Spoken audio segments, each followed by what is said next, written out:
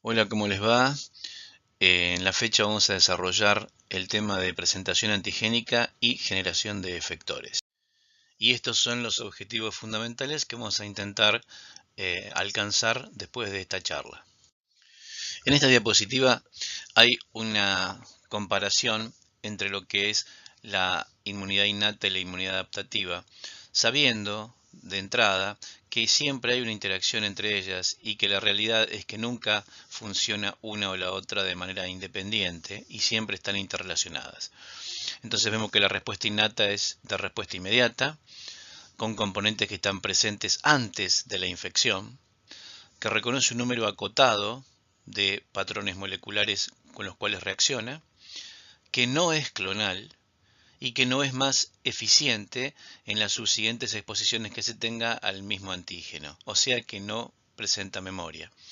Y todo esto la diferencia absolutamente de lo que es la inmunidad adaptativa, donde en una primoinfección existe un lapso de tiempo entre lo que es la exposición a ese antígeno y la respuesta, donde los linfocitos reconocen una gran cantidad de epitopes o determinantes antigénicos moleculares y emplean entonces un gran repertorio de receptores para poder reconocerlos, donde la respuesta es clonal, es decir, va a haber un clon específico de linfocitos que van a desarrollar respuesta cuando tengan contacto con el mismo antígeno la segunda vez, y obviamente esto está implicando la producción de una memoria inmunológica.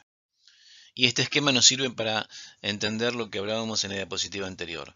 Vemos que en la inmunidad innata hay receptores de reconocimientos de patrones, que justamente lo que reconocen son patrones moleculares asociados a patógenos o a células dañadas, y que están ubicados en macrófagos, polimorfonucleares, células dendríticas, en el endotelio vascular, en los epitelios y también en algunas células de la inmunidad adaptativa.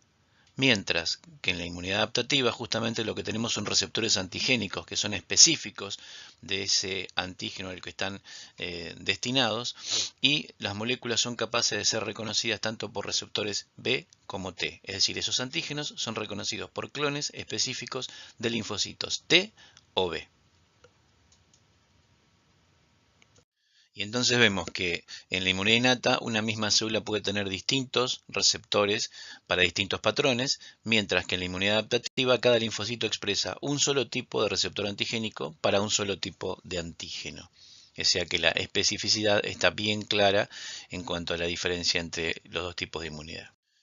El reconocimiento de antígenos por receptores antigénicos, que tiene que ver con la inmunidad adaptativa, vemos en este esquema que el linfocito B, a través del receptor de la célula B, reconoce el antígeno en su conformación nativa y específicamente del antígeno reconoce una porción que se llama epitope o determinante antigénico.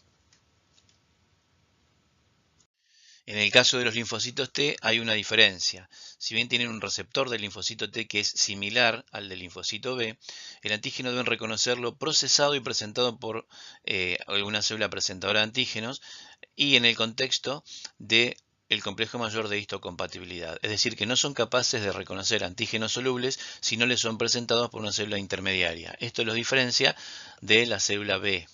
Y entonces, siguiendo con esto, luego de reconocer el antígeno, tanto el linfocito B como el T deben activarse, proliferar y diferenciarse para poder adquirir después sus funciones efectoras y transformarse o bien en células efectoras o bien en células de memoria que van a reaccionar en la siguiente exposición a ese mismo antígeno. Aquí vemos como el linfocito, célula principal y célula central en la inmunidad adaptativa, tiene funciones diferentes según qué tipo de linfocitos hablemos. Y entonces el CD8, cuando toma contacto con una célula infectada por un virus, lo que produce es la lisis de esa célula. Mientras que el CD4 toma contacto con una célula intermediaria como el macrófago y genera linfoquinas o citoquinas a través de las cuales cumplirá la función inmunológica que deba hacer para eliminar esa anoxa. También el linfocito CD4 tiene contacto con linfocitos B, a los cuales sensibiliza y madura y ayuda a madurar para que después se transformen en plasmocitos y produzcan anticuerpos contra el antígeno determinante. Entonces, en el inicio de la respuesta inmune adaptativa, uno sabe que las infecciones suelen ocurrir en cualquier tejido del organismo, pero el inicio de lo que es esa respuesta inmunológica adaptativa ocurre en los órganos linfáticos secundarios. Entonces la cuestión es que esos gérmenes que están en cualquier parte del organismo tienen que llegar a esos órganos linfáticos secundarios. ¿Cómo llegan? A través del drenaje de la linfa en forma nativa, y en ese transcurso va siendo procesado y presentado por células dendríticas. Y esto esquematiza lo que hablábamos en la diapositiva anterior. Las células dendríticas capturan el antígeno, lo procesan, van emigrando desde la piel o desde el órgano que corresponda hacia los vasos y por los vasos linfáticos aferentes, van madurando y presentando ese antígeno en ese transcurso, y esas células dendríticas ingresan al ganglio, completan su maduración dentro del mismo ganglio y estimulan entonces presentando ese antígeno dentro del contexto del complejo mayor de histocompatibilidad a los linfocitos T. Y fíjense cómo en ese proceso de maduración va cambiando alguna de sus características la célula dendrítica, llegando, cuando está en el órgano linfático secundario, a tener una alta expresión de moléculas coestimuladoras que son del complejo mayor de histocompatibilidad de tipos 1 o clases 1 y 2 para cada tipo de linfocitos, con una alta capacidad de expresión de una quimoquina que es la CCR7 y con una alta capacidad de presentar antígenos a linfocitos T vírgenes, cosa que presentaba mucho menos cuando era inmadura. Entonces, el receptor de la célula T reconoce el antígeno presentado en el contexto de las moléculas del complejo mayor de histocompatibilidad, y justamente la función de esas moléculas del complejo mayor de histocompatibilidad es exponer al antígeno en la superficie de la célula para que sea reconocido por el linfocito T específico de ese antígeno. Entonces, los linfocitos CD4 y CD8 que están presentes tienen en su superficie correceptores que contactan con las moléculas del complejo mayor de histocompatibilidad de clase 2 y de clase 1. En el caso del CD4, que es el linfocito llamado helper, reconoce el complejo mayor de histocompatibilidad de clase 2 y estos se presentan, estos complejos, en linfocitos B, monocitos, macrófagos, células dendríticas, precursores eritroides y en el epitelio tímico. Mientras que en el caso de los linfocitos con molécula CD8 reconoce al complejo mayor de histocompatibilidad de clase 1 y este linfocito es el linfocito citotóxico. ¿Y dónde están estas? Presentes en todas las células nucleadas y no está presente, por ejemplo, en glóbulo rojo, en sincitio trofoblasto y en neuronas. Y aquí podemos ver una de las diferencias entre el funcionamiento del linfocito B y del linfocito T. El linfocito B puede reconocer el antígeno en su estado nativo, el antígeno soluble. El reconocimiento está mediado por la inmunoglobulina que forma parte de su receptor de membrana del linfocito B.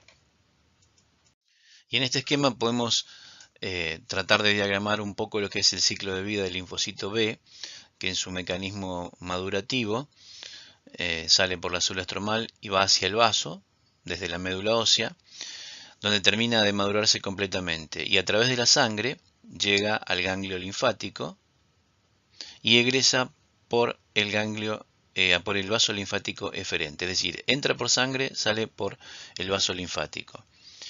El linfocito B, que encuentra el antígeno, forma un foco primario de proliferación. Algunas de estas células proliferantes migran hacia el folículo primario y forman un folículo secundario que tiene un centro germinal. Y se forma el plasmoblasto, una célula todavía inmadura, que migra hacia los cordones medulares y se va diferenciando hacia plasmocito, o bien deja el ganglio linfático. Y el plasmoblasto que es migrante, se diferencia hacia el plasmocito entonces principalmente en médula ósea, pero también en otros tejidos. Recuerda entonces, el plasmocito, que sería la célula madura, es la que es capaz de producir los anticuerpos que correspondan. En cambio, en el caso de la inmunidad que está mediada por linfocitos T, el mecanismo de activación es bastante diferente. En el caso de la molécula CD8, o sea, el linfocito T CD8, el citotóxico, reconoce al antígeno presentado en el complejo mayor de histocompatibilidad de clase 1. Y todas las células nucleadas, excepto los glóbulos rojos, los sincitiotrofoblastos y las neuronas, presentan este tipo de complejo. Mientras que la molécula CD4, es decir, el linfocito T CD4, el linfocito helper, reconoce al complejo mayor de histocompatibilidad de clase 2, y donde está presente en los linfocitos B, monocitos, macrófagos, células dendríticas, precursores eritroides y en el epitelio tímico. Ahora bien, la activación de la célula T virgen imprescindiblemente requiere una segunda señal, que también será emitida por la célula dendrítica. Entonces, tenemos la primera señal, la señal número 1, es impartida por el reconocimiento del péptido antigénico que se presenta en el contexto de las moléculas del complejo mayor de histocompatibilidad a través del receptor de la célula T. Y la segunda señal, que es impartida por el reconocimiento de las moléculas que son coestimuladoras y que están expresadas por la célula dendrítica, que son la CD80 y la CD86, que también se conocen como molécula B7, y por la molécula CD28 expresada por el linfocito T. Y entonces la unión del CD28 del linfocito con el CD80 o CD86 provee la señal 2 de la activación de ese linfocito y le permite que sintetice la cadena alfa del receptor B de interleuquina 2 y comenzar entonces la producción propia de interleuquina 2, que es la citoquina encargada de inducir la expansión clonal de los linfocitos T. Y fíjense la importancia de la segunda señal, porque aquellos linfocitos T vírgenes que reconocen el péptido antigénico pero no reciben la segunda señal, sufren un proceso de anergia que es irreversible y que los lleva a la muerte. Y como todo en el sistema inmune, hay que remarcar que el linfocito T virgen, como la célula dendrítica, se activan recíprocamente en el órgano linfático secundario. Y esta figura es un esquema justamente de lo que ocurre con la primera y segunda señal en la interacción entre la célula dendrítica y la célula T. Y este esquema lo que marca es un resumen de lo que veníamos desarrollando hasta ahora. La presentación a través de la célula presentadora de antígeno hacia las células CD4 o CD8 con reconocimiento de ese antígeno, la activación de estos dos tipos celulares, la expansión clonal hacia el antígeno que le fue presentado con la capacidad de individualizarlo a futuro y la diferenciación hacia células efectoras o células de memoria. En el caso de las células efectoras de tipo CD4, lo que hacen es activar a los macrófagos, a las células B y otro tipo de células, y en el caso de las CD8, lo que hacen es matar a células infectadas, que son órganos blancos, y activan macrófagos.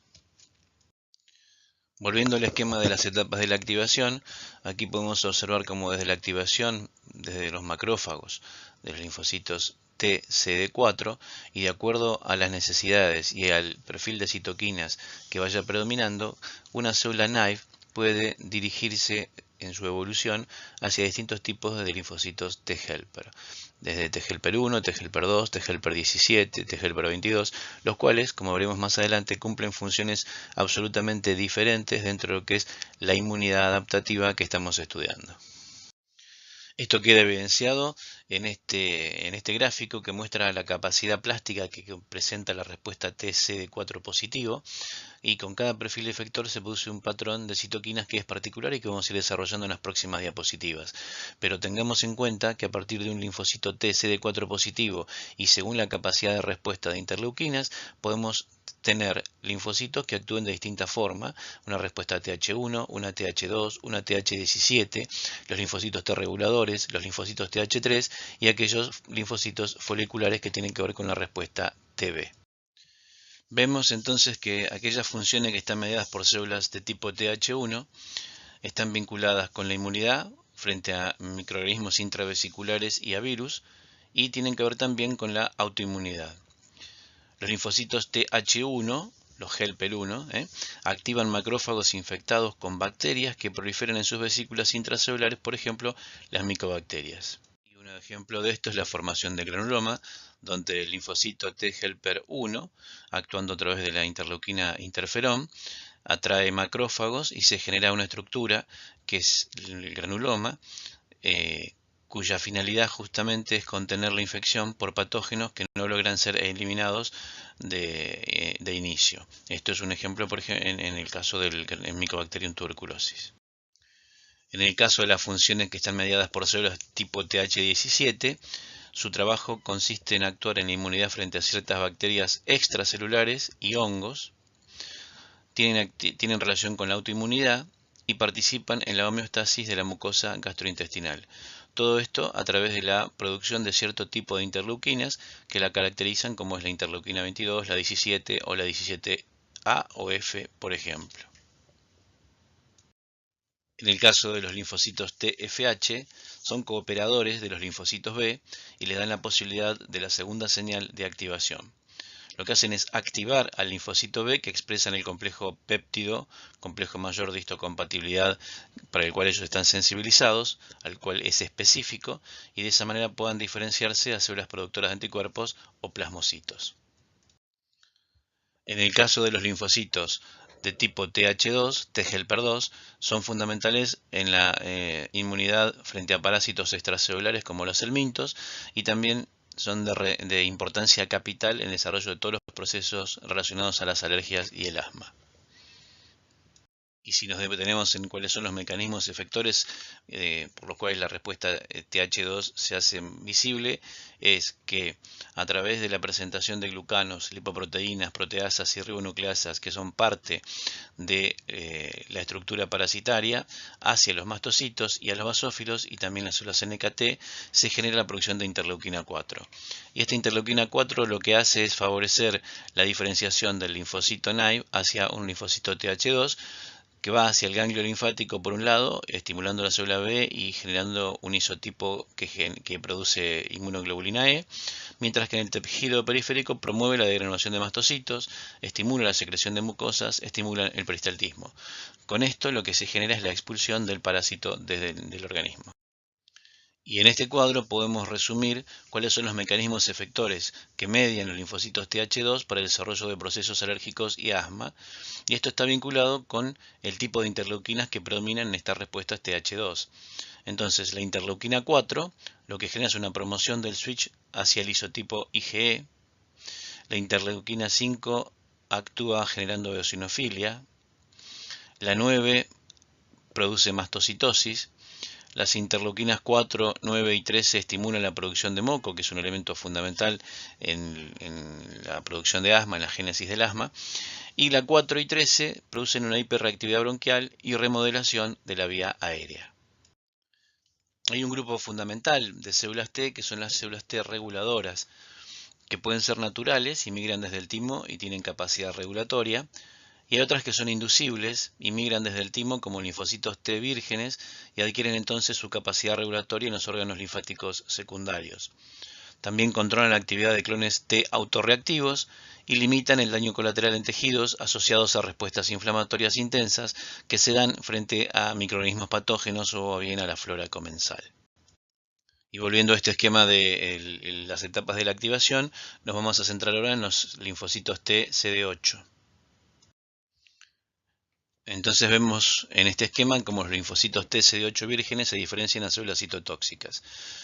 Observamos una célula dendrítica infectada que presenta los antígenos virales o bacterianos al linfocito T CD8 virgen en el contexto del complejo mayor de histocompatibilidad de tipo 1 y con la segunda señal involucrada a través del CD80, 86 y el CD28, con lo cual se activa ese linfocito CD8 virgen y una vez activado se genera también la proliferación. Entonces, una vez proliferado ocurren dos cosas. Por un lado, se van a diferenciar a linfocitos T CD8 de memoria, que son aquellos que van a quedar para una segunda instancia en caso de un nuevo contacto con ese tipo de antígenos. Y por otro lado, aparecen los linfocitos T CD8 citotóxicos que, produciendo perforinas y granzimas, secretan ese contenido granular y le producen lesión y apoptosis de la célula infectada. Aquí se muestra justamente en este esquema, este dibujo, lo que veníamos desarrollando del mecanismo de acción del linfocito T CD8 para generar lesión en la célula que estamos considerando como agresora. Las células T CD8 citotóxicas median dos funciones. Por un lado, la citotoxicidad, por un mecanismo secretorio y por un mecanismo no secretorio, y la producción de citoquinas que son proinflamatorias, fundamentalmente el interferón gamma. En esta historieta lo que se quiere es mostrar las diferencias en una forma de acción entre el linfocito T CD4 y el CD8. Entonces observamos que mientras el CD4, al reconocer una célula enferma, por ejemplo por un virus, produce citoquinas y bloquea de esa manera la transcripción de ese virus para poder eliminarlo, el linfocito CD8 lo que hace es eliminar directamente a la célula infectada. Y en este gráfico ya visto varias veces, nos vamos a centrar ahora en lo que son las células de memoria, tanto CD4 como CD8. Y en este gráfico podemos observar cómo es la respuesta inmunitaria primaria efectora, donde hay un pico y después queda una memoria. Y ante el segundo desafío, un nuevo contacto con ese antígeno, aparece una respuesta secundaria efectora que es mucho más rápida y mucho más intensa, y queda después una respuesta también secundaria de memoria que es más importante, más alta que lo que era la respuesta de primaria de memoria. Ahora bien, las células T de memoria se pueden activar por distintos mecanismos. Una es por la estimulación a través del antígeno, que sea presentado por una célula presentadora, ya sea profesional, que es para el CD4 positivo, o profesional o no profesional para el CD8. También puede estar estimulada a través de citoquinas como la 8 y la 12 o interferones que puedan ser producidos a través de la respuesta a infecciones de algunos microorganismos, o bien en respuesta a citoquinas homeostáticas como la interleuquina 7 o la 15, que son producidas por células estromales. Es decir, en ausencia de antígeno también puede activarse permitiendo la proliferación homeostática. Pero también hay otros factores que condicionan la generación de la memoria. Por ejemplo, qué tipo de germen es el que nos ha infectado, la carga de antígeno en el inicio y la intensidad de la segunda señal.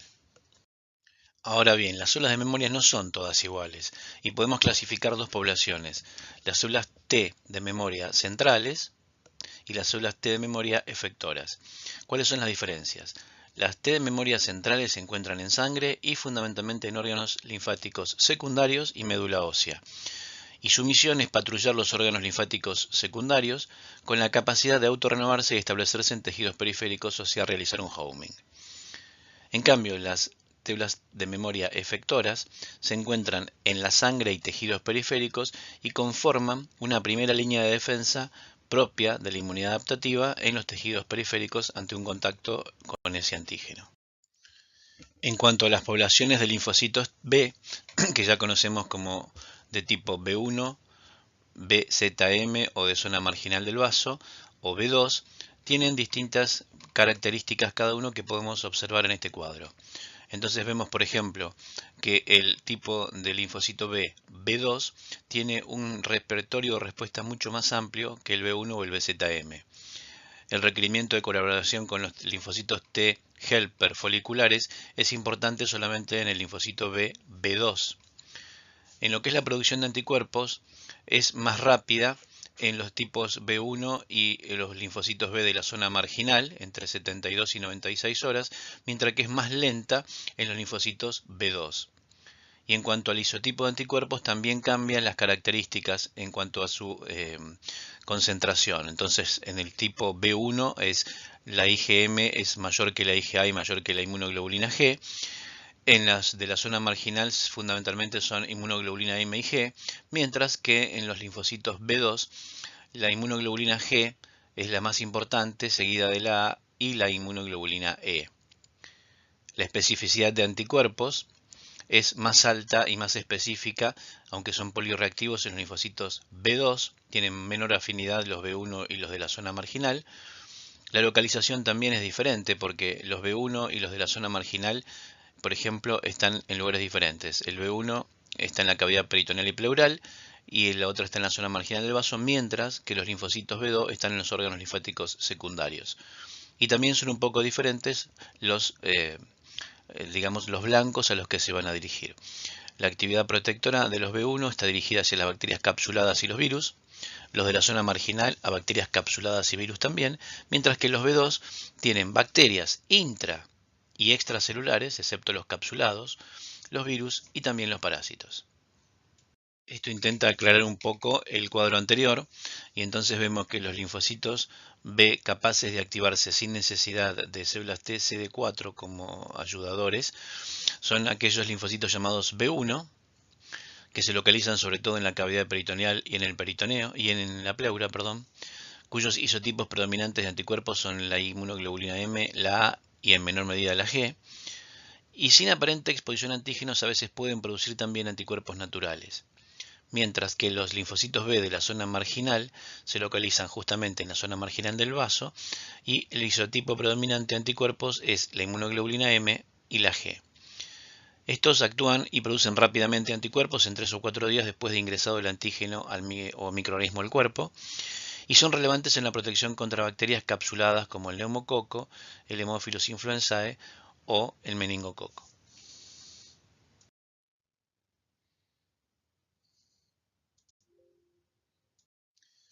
La mayoría de las respuestas inmunes del linfocito B están activadas a través de la colaboración de linfocitos T helper, fundamentalmente foliculares, quienes reconocen a un antígeno presentado en el contexto del complejo mayor de histocompatibilidad y se lo presentan al linfocito B para que éste pueda generar las inmunoglobulinas que correspondan. Esto fundamentalmente se da en los linfocitos B2 o foliculares.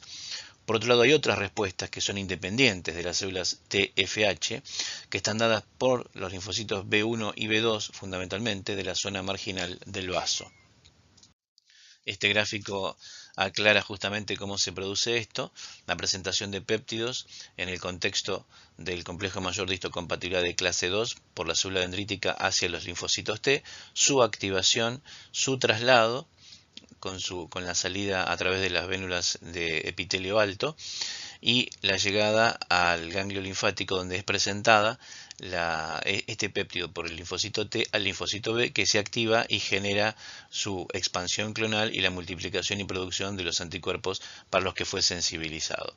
En todo esto tienen interrelación, una relación muy importante las citoquinas y las quimoquinas que se pueden ver ahí en el gráfico.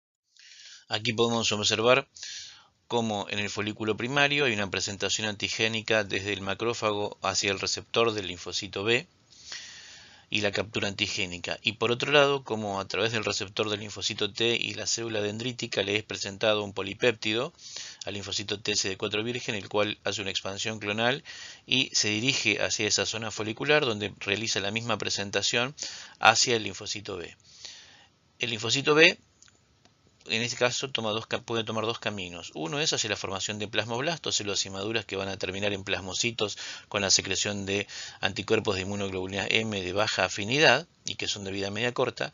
Y por otro lado pueden dirigirse hacia la formación de un folículo secundario donde va a haber más presentación y va a haber presencia de linfocitos T helper foliculares, con lo cual se produce la maduración con la afinidad y la producción de células B de memoria y por otro lado la producción de plasmoblastos que van a actuar como memoria también dirigiéndose a la médula ósea y en una reacción subsiguiente tendremos una respuesta más intensa y mucho más específica.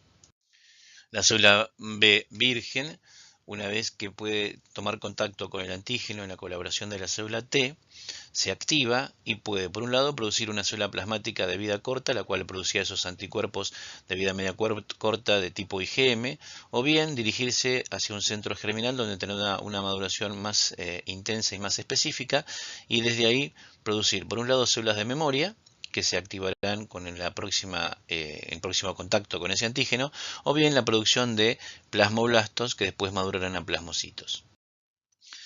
Siguiendo con el desarrollo de los esquemas anteriores, observamos que se producía un plasmoblasto y a través de la sangre este llega a la médula ósea y tiene relación con la célula estromal que es productora de CXCL2.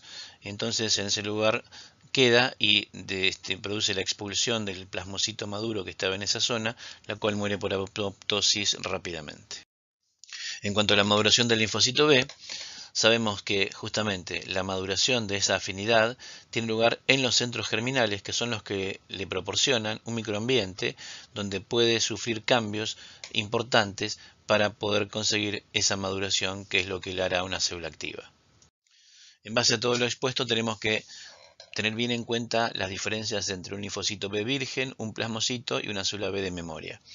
Entonces, en el lado izquierdo de la imagen vemos el linfocito B virgen, que presenta un receptor de célula B con inmunoglobulina M o D, mientras que la célula B de memoria presenta receptores con IgG, IgA, IgE o IgM y pueden estar en circulación o en tejidos linfáticos secundarios, o puede ser el plasmocito, que es la célula madura y productora de anticuerpos que pueden ser secretados a la circulación, como la inmunoglobulina G, la A, la E o la M, y que se encuentra presente en tejidos linfáticos secundarios y en médula ósea. ¿Cómo será entonces la respuesta secundaria de anticuerpos? Algunos linfocitos B de memoria pueden volver a formar centros germinales secundarios y después interactuar otra vez con los linfocitos T foliculares, helper. O puede ocurrir que el centro germinal secundario genere nuevos linfocitos B de memoria, con inmunoglobulinas de mayor afinidad por el antígeno que los había sensibilizado, y puede haber o no cambio de isotipo de inmunoglobulina. Por otro lado, los linfocitos B de memoria interactúan con linfocitos T foliculares de memoria también, proliferan y pueden diferenciarse a plasmocitos sin volver a formar un centro germinal. Es decir, que la respuesta secundaria puede adquirir distintas características según lo que pueden coexistir según las necesidades del organismo. Las células B de memoria pueden activarse de dos maneras. Una es en respuesta a la estimulación del receptor de la célula B por el antígeno, y la segunda forma es en respuesta a la estimulación de receptores de reconocimiento de patrones o bien por citoquinas, lo que se llamaría estimulación bystander. En cuanto a la activación de células B de memoria por estimulación bystander en respuesta a la estimulación por receptores de reconocimiento de patrones o bien por citoquinas, tenemos que tener en cuenta un par de cosas. Primero, los linfocitos B vírgenes no tienen Toll-like receptors, pero los linfocitos B de memoria sí expresan Toll-like receptors 2, 6, 7, 9, 10 y también presentan receptores de citoquinas y pueden activarse, entonces, proliferar y diferenciarse a plasmocitos cuando sus ligandos se unen a estos, aun en ausencia de una estimulación a través de sus receptores de membrana. Y entonces queda claro que la memoria B se sustenta en dos tipos celulares, las células B de memoria y los plasmocitos de larga vida media. Ahora, la pregunta es, ¿a qué se deben estos niveles elevados de anticuerpos por periodos prolongados? ¿Por qué se produce esto? Y tenemos varias respuestas. Una es la supervivencia de células plasmáticas de larga vida media en ciertos nichos que son particulares, que le permiten mantenerse ahí, donde producen anticuerpos sin requerir la reexposición a un nuevo antígeno, o sea, lo producen de forma continua. Segundo, la generación de células plasmáticas desde los linfocitos B de memoria, activados por el antígeno inductor o bien por antígenos similares que tengan reactividad cruzada. Y la tercera es la generación de células plasmáticas a partir de linfocitos B de memoria que sean activados por ligandos de receptores de tipo TOL, por los PAMP o citoquinas. Aquí vemos las posibilidades de activación de los linfocitos B. Por un lado, una respuesta timo independiente, donde el antígeno toma contacto con el linfocito B de manera directa, generalmente son linfocitos B vírgenes B1 o de la zona marginal. Se activa ese linfocito B, produce un plasmocito de vida media corta, el cual genera anticuerpos que también son de menor especificidad que en los otros casos de relación con células T, y finalmente termina en apoptosis. Por otro lado, si hay una respuesta timo-dependiente en relación con los linfocitos T foliculares, pueden ocurrir dos cosas. Una es que se active ese linfocito B y genere un plasmocito de corta vida que también termina en apoptosis, pero por otro lado puede ocurrir que ese linfocito B2 activado produzca o un linfocito B de memoria, produce mejor dicho, un linfocito B de memoria y un linfocito efector, el cual se transforma en plasmoblasto y después va a incluirse dentro de lo que es médula ósea en relación con la célula estromal secretora de CXCL2. Con respecto a los anticuerpos y la función de los linfocitos B según la edad, aquí tenemos un esquema donde se observan los dos extremos de la vida, entonces un neonato o un infante con una médula ósea que presenta alto número de progenitores B, muchas células B vírgenes de diversa especificidad, bajo número de células B de memoria, y en contraposición, en el adulto mayor de más de 65 años, una médula ósea con depósitos de grasa, menor cantidad de nichos funcionales y menor número de progenitores B, con un mayor número de células B vírgenes, con acumulación de células B de memoria y plasmocitos, y está limitado el espectro de especificidades. Bueno, quiero agradecerles por esta charla y nos estaremos viendo en la próxima.